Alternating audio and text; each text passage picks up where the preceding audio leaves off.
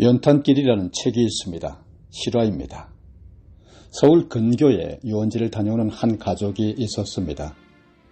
그 가장은 가족을 태운 차를 몰고 자기 동네로 들어오는데 길가에 검은 물체가 보였습니다.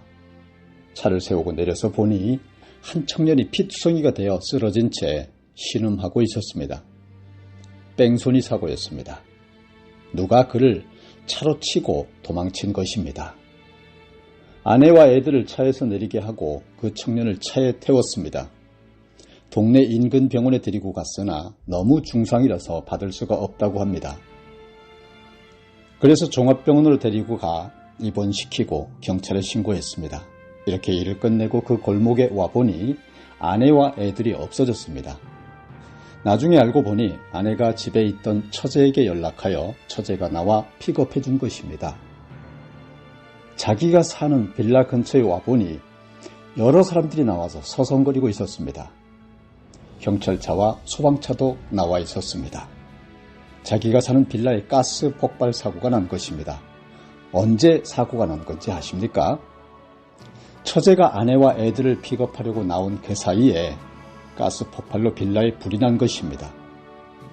일찍 들어갔어도 죽었을 거고 처제가 식구들을 픽업하려고 나왔었기에 살았지, 만약 그냥 집에 있었더라면 처제도 죽었을 것입니다. 뒤에 경찰이 조사해보니 102호에 살던 부부가 모두 집에 있다가 죽었다는데요. 여러분, 바로 그 102호의 남자가 뺑소니한 그 범인이었다고 하는 것입니다. 이것이 밝혀짐으로 모두가 놀랐습니다. 한 남자는 이웃의 어려움을 보고 구하려다가 자기 식구와 처제의 목숨까지 살리게 되고, 한 남자는 다른 일을 어렵게 만들어 놓고도 자기만 살겠다고 도망쳤다가 결국 가족 모두가 죽은 것입니다. 황당하지만 하나님의 심판은 너무도 정확합니다. 하나님 살아 계신다는 증거입니다. 여러분, 누군가 어려움에 처했을 때 손을 내밀면 피하거나 뿌리치지 마십시오. 특히 그것이 하나님의 일이라면 더욱 외면하지 마십시오. 오늘 실화에서 보다시피 하나님은 살아 계십니다. 문제의 열쇠는 하나님의 손 안에 있습니다. 오늘 저와 여러분이 은혜 받을 말씀은 사도행전 12장 1절로 5절 말씀을 본문으로 한 문제의 열쇠는 하나님의 손 안에 있다입니다.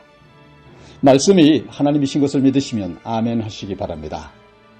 여러분, 100번 1000번을 강조해도 우리 삶의 일거수일투족을 다 아시는 하나님 손에 우리 삶의 행불행이 달려있다고 하는 것을 믿으시기를 바랍니다. 문제는 늘 얼마나 내 삶을 맡기고 사느냐에 달려있습니다. 부득부득 내 힘, 내 잘난 능력으로만 세상을 이기려고 하지 마십시오. 그것이 바로 하나님께 대적하는 불경이요, 하나님께 단 한 개의 은혜를 받을 수도 없는 교만인 것을 믿으시기를 바랍니다. 옆 사람에게 속삭이듯이 진리의 말씀을 들려주세요. 다 같이. 문제의 열쇠는 하나님의 손 안에 있다. 그러니 맡기세요. 맡기시고 하나님이 일하시는 것을 감사하세요. 하나님은 우리를 위해 일하시기를 원하십니다. 아멘. 할렐루야. 여러분, 인생에는 오르막길이 있을 때도 있고 내리막길이 있을 때도 있습니다. 누구나 인생을 완주하려면 수많은 오르막길과 내리막길을 경험하게 되죠.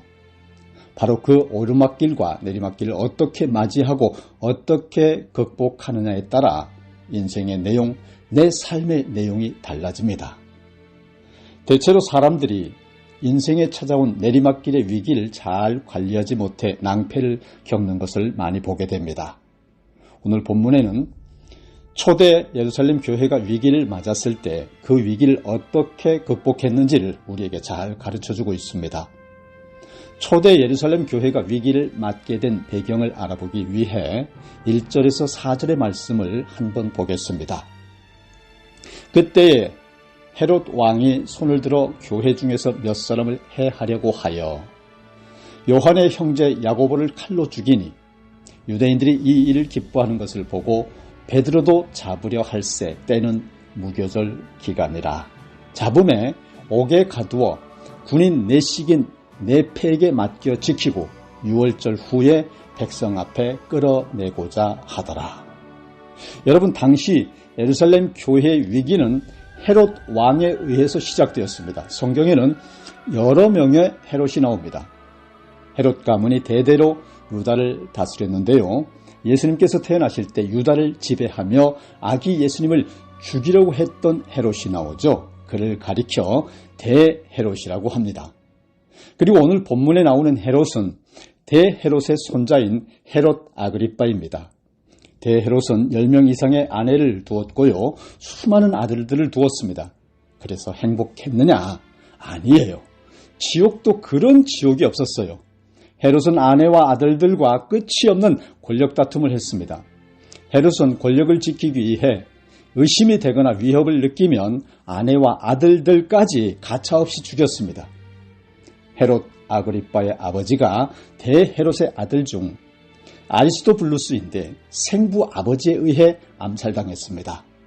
4살 때 할아버지에 의해 죽임을 당하는 아버지의 죽음을 본 아그리빠는 어머니와 함께 로마로 유학을 가게 됩니다. 그곳에서 자라면서 사람들을 사귀게 되는데요. 그때 친하게 지냈던 사람이 바로 황제의 후계자인 칼리굴라입니다. 헤롯은 칼리굴라가 황제가 되는 과정에서 어려움을 겪을 때 적극적으로 그를 도와 황제로 세웠습니다. 그런 인연으로 로마 황제인 칼리굴라는 헤롯 아그리빠를 둘도 없는 친구로 여겼습니다. 칼리굴라가 로마 황제가 된 이후에 가장 먼저 한 일이 있는데 그것은 바로 헤롯 아그리빠를 유다의 분봉 왕으로 임명하는 것이었습니다.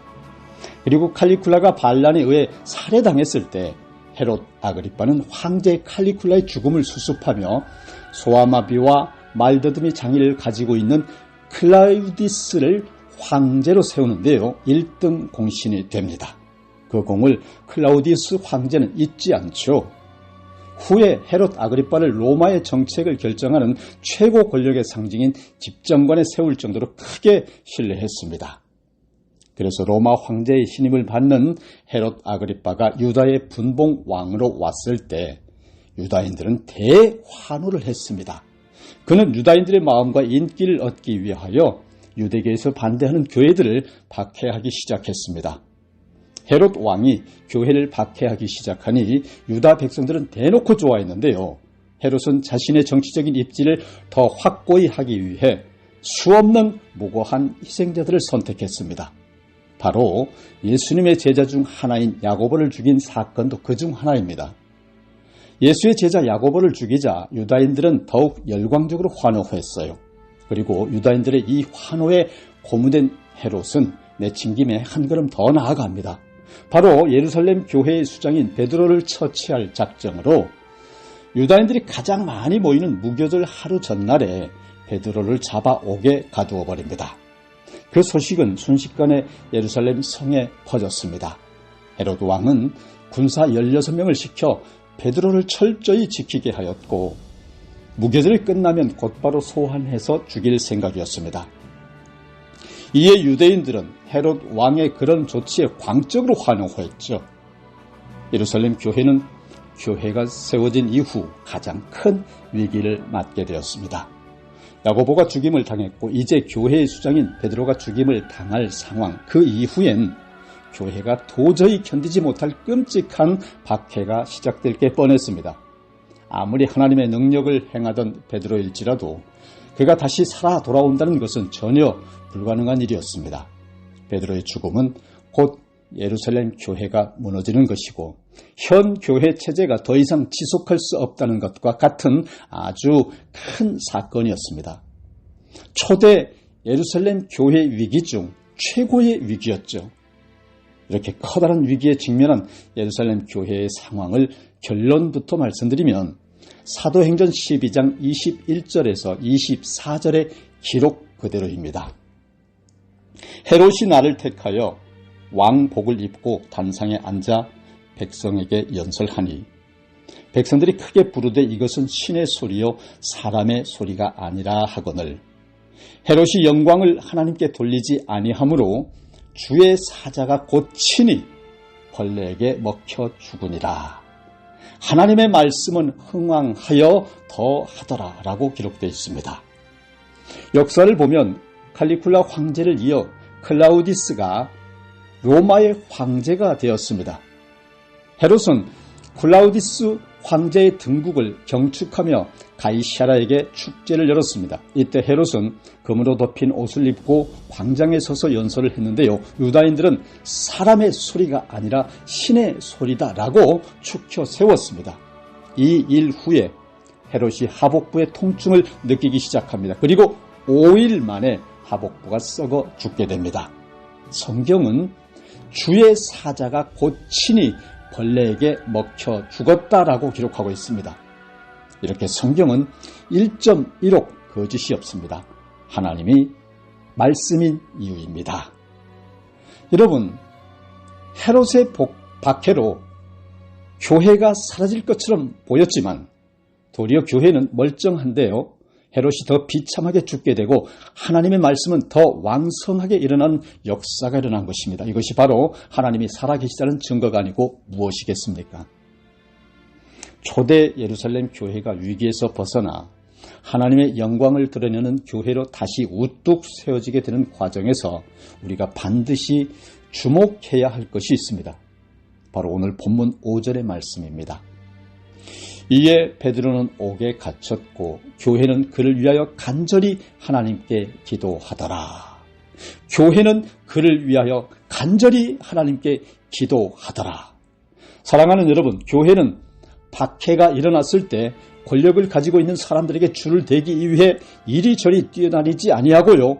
하나님께 기도했었다고 하는 사실을 기억하시기를 바랍니다. 예루살렘 교회 성도들 가운데는 헤롯 왕의 젖동생도 있었고 외가의 친척들도 있었습니다. 권력에 줄을 대려고 마음만 먹으면 여러 모양으로 힘을 쓸 수가 있었습니다. 그러나 위기에 처한 교회가 선택한 것은 교회와 역사의 주인이 되시는 하나님께 오직 기도하는 것이었습니다. 믿음이 없는 사람들은 기도는 힘없는 사람들이 하는 종교적 행위라고 비웃습니다. 자기의 주관, 자기의 지식, 돈, 명예, 권력, 자기의 주먹을 더 믿습니다. 하지만 믿음의 사람들에게 기도는 하나님의 은혜와 능력과 무한 권세의 사랑을 덧입는 가장 강력한 힘입니다.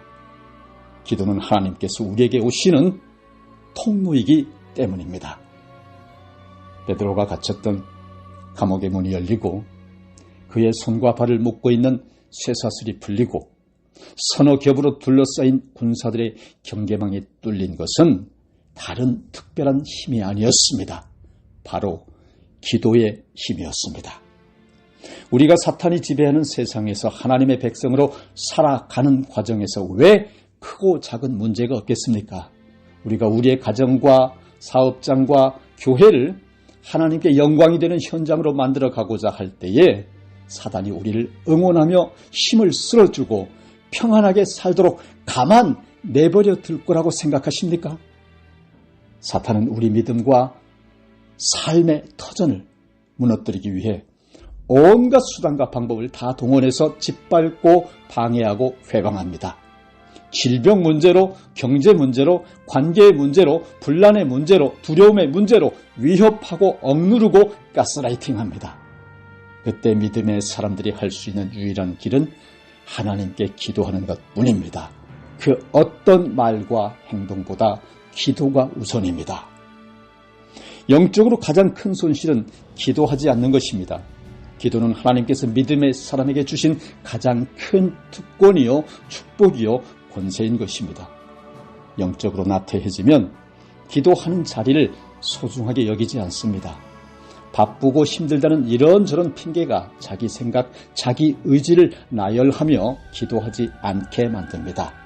사실은 기도의 소중함과 기도의 힘을 믿지 않고 있기 때문입니다. 목회자는 교우들을 위해 축복하며 기도하고 교우들은 목회자를 위해 기도하는 교회가 될 때에 교회가 영적으로 양적으로 진정 건강한 교회가 되는 것입니다. 부모들이 자녀들을 위해 축복하며 기도하고 자녀들이 부모님을 위해 기도할 때 그 가정이 진정 복된 가정이 되는 것입니다. 하나님께서 우리 믿음의 사람들에게 하나님의 백성으로 살면서 일어나는 문제들을 늘 언제나 어디서나 해결할 수 있는 만능 키, 문제 해결의 열쇠를 주신 것이 바로 기도입니다. 기도하면 하나님이 일하시는 것입니다. 하나님께서 우리를 향해 조목사야, 아무개 전도사야, 아무개 집사야, 아무개 성도야, 너의 삶과 가정, 어려운 이웃, 교회와 나라를 위해 기도하거라 라고 끊임없이 명령하고 권면하고 계신 것을 믿으시길 바랍니다. 기도를 통해 우리를 둘러싸고 있는 악한 영의 세력과 우리를 얽어매고 있는 삶의 고통과 고난의 쇠사슬을 끊어버리고 하나님께 영광을 돌리며 사는 저와 여러분 다 되시기를 구주 예수 그리스도의 이름으로 축복합니다. 오늘 말씀을 정리하겠습니다. 영국에서 유다의 얼굴이라고 하는 연극이 상영된 적이 있습니다.